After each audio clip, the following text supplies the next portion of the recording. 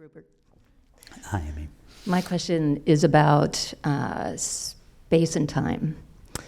So you've talked about the mind being in a finite space-time place, continuum, and which I understand, but I had an experience in my wood shop, and I was cutting a dovetail joint, and I started the joint, and 2 hours later it was done, and I was not present for it.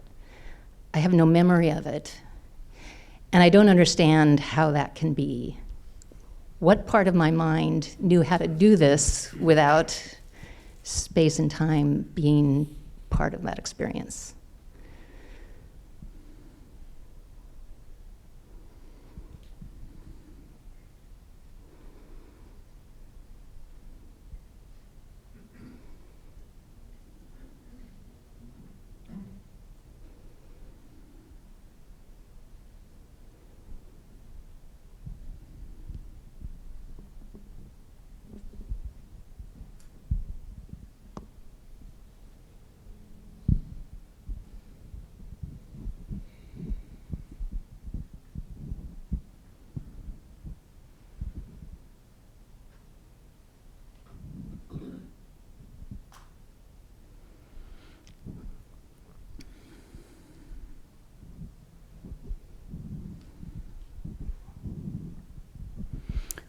When our minds are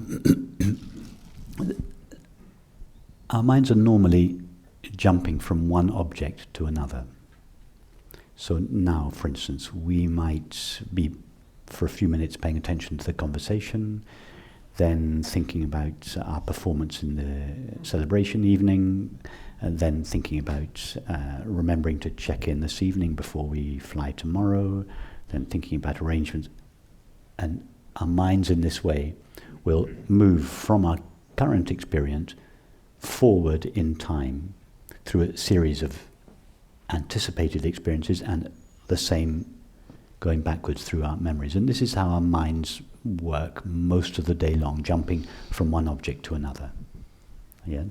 And very few of the objects on which our mind is focused are the current experience. Most of the time we have a certain amount of attention on this current experience, but then we're off thinking about this evening or tomorrow or next summer or last year or whatever.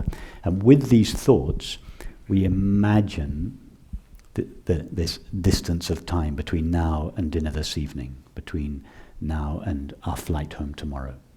And so we create time in this way by imagining these future events which punctuate the line of time. But there are certain types of activities that require very focused attention, like cutting a dovetail joint or performing a piece of music or performing a sport at a very high level. There are some activities that require a one-pointedness of the mind. And in these activities, the mind is not jumping from one thing to another, from the present object to dinner this evening, to our flight home tomorrow, to our memory of our summer holiday last year. It's staying focused on the object. And because it is staying focused on the object, it is not imagining a duration of time between now and dinner and our flight home and next week. So the fact that you were cutting it's interesting, you didn't say this, that this happened to you when you were cooking Rick's dinner, because you've done that thousands of times and it doesn't require all of your attention. You can cook dinner for your family and also be wondering about the flight, etc. But there are certain jobs that you do, cutting a dovetail, that requires all of your concentration. You need to bring the mind to focus on it, and therefore your mind is not moving from object to object. In other words, in your experience, there is no time. Time is the imagined distance between two events. The distance between this event and dinner this evening is measured in what we call time. The distance between dinner this evening and our flight home tomorrow is a length of time. So normally we're thinking of these different objects and measuring the distance between them, between the current event and the imagined event, or between a remembered event and the current event. We measure that distance as time. But when your focus is one-pointed on an object, which in this case your attention was focused, there was no time in your experience because the mind was not moving from object to object. Time is always the distance between two events. Space is the distance between two objects. But in this case, there was one event and one object. You need two objects, two events to have time. Time is always the duration between two events. Space is always the distance between two objects. But in your experience, there was only one event, cutting the dovetail, and one object, the piece of wood. So there was no room for time or space to develop. So you feel that this event took place in eternity. You feel that it took no time. Another example of this, we say, when we're happy, we say, time flies. Why? What we really mean when we say time flies is there's no time. Time seems to vanish. It's not that. Why? Because when we're unhappy, when we don't like the present moment, our mind is always going into the past or the future. In other words, it's going from object to object. But when we are happy, we are by definition in the moment, because we're happy precisely because we are enjoying the moment. There's no need to leave the moment because we're enjoying the moment. So in the experience of happiness, the mind stays put. There's no motive. The only reason the only motive for the mind leaving the now is to find happiness. But if we are happy in the moment, there's no reason for the mind to leave the now, and that is why when we are happy, time flies or time disappears. We can experience a length of time. Our watch tells us that 4 hours have passed, but to us there was no time present there because we were in the moment. Oh, that's so interesting. I want to follow up on my experience of it afterward and see what you have to say about it, because I felt like I missed out on something. This is my favorite part of woodworking, is being right in with the wood and watching it disappear from the chisel. You didn't miss out on it, but because your mind was so focused, because all of your attention was gathered together on a single point, there was no room in that experience for you to separate yourself out as a separate knower of the experience. There was not room in the experience for two, for myself and the object. The 100% of your attention was required for the work. There was no room for you to say, I am loving this, I am enjoying this. In true enjoyment, in true love, there is no self that either enjoys or loves. It is just the moment, and you cannot describe that moment, because any description would be a description of an object from the point of view of a subject. But in your experience, these two had collapsed. So you say, I have no memory of it. It's not that you have no memory of it, it's that the mind has no access to that experience, because it didn't take place in the mind. So it's not that you didn't experience it, it's that you have no memory of it, in the same way that you experience deep sleep, but you have no memory of it. Got it. That's really cool.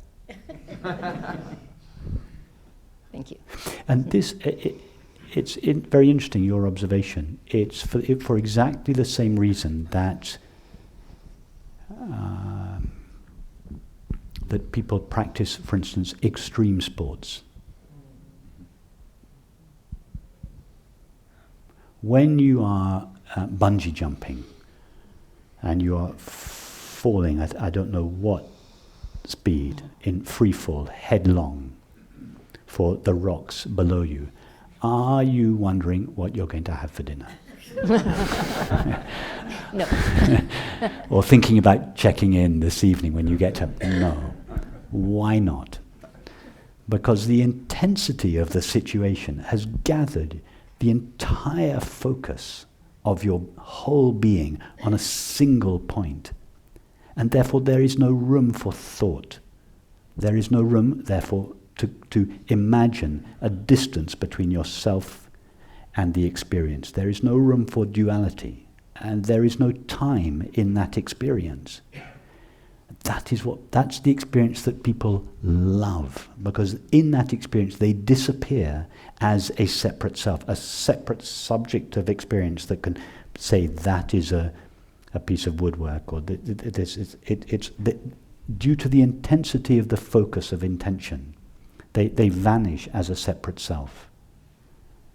And this single point, without any distraction towards another event or another object, means that time and space disappear. In other words, it's an artificial way of inducing a taste of the bliss of one's true nature. It's what Jean Klein referred to as the agricultural method. It's a little crude. You can get the same experience by simply sitting in your deck chair on the porch and asking yourself the question, what is it that knows or is aware of my experience? But that is why, and ultimately, it's why people love sports as well. Because if you're playing sport at any kind of high level, tremendous, it's so fast. We were talking at breakfast this morning about baseball, cricket, tennis, these sports where the ball is moving so quickly that you have to be exclusively focused on the ball. There's no room for anything else. There's no room for you to separate yourself out from experience.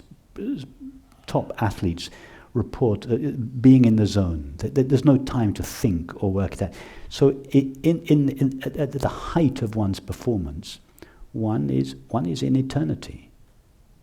You have no sense of yourself as a separate self. You vanish as a separate self. Time and space disappears. There's just the dimensionless moment, timeless, spaceless. And that is a taste of the bliss of one's true self. And this is why people love sports.